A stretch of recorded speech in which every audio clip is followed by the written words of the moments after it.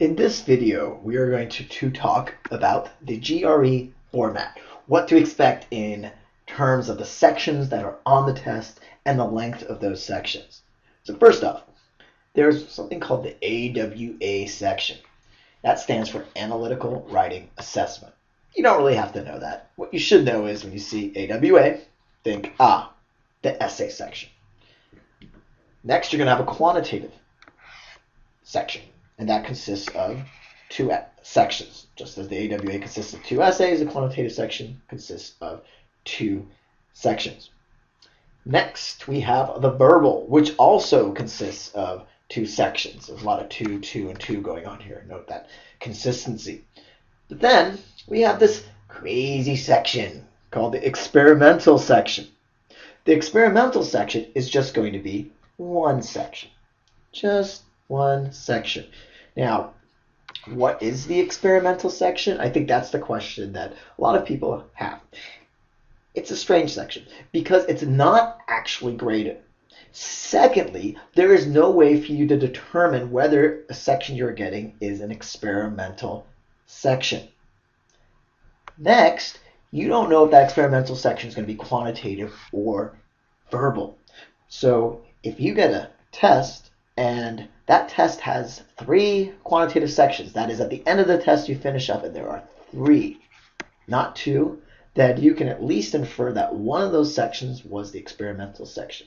Again, there's really no way of telling, so always do your best and always expect this experimental section.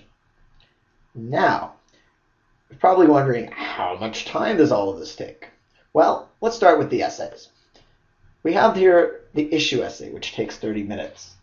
Now you may be tempted to ask, tell me more. What do you mean by the issue essay? For now, or at least in this video, we're dealing more with high level, big picture, what are the names of the sections and how long do they give you. But if you're really tempted, you can navigate on the lessons page down to where it says the essay section, the AWA section, and you can click on the video entitled Issue, and you can learn more about the issue, and you can also learn more about the argument. But for now, in this video, we want to remember that there are 2 essays, issue and argument, and you get 30 minutes for both essays. So basically, you'll be writing for 1 hour. Next, there is, as we mentioned, quantitative or math section. So those are used interchangeably. Quantitative means math, math means quantitative. And in this case, we have 20 questions, and you have 35 minutes for the entire section.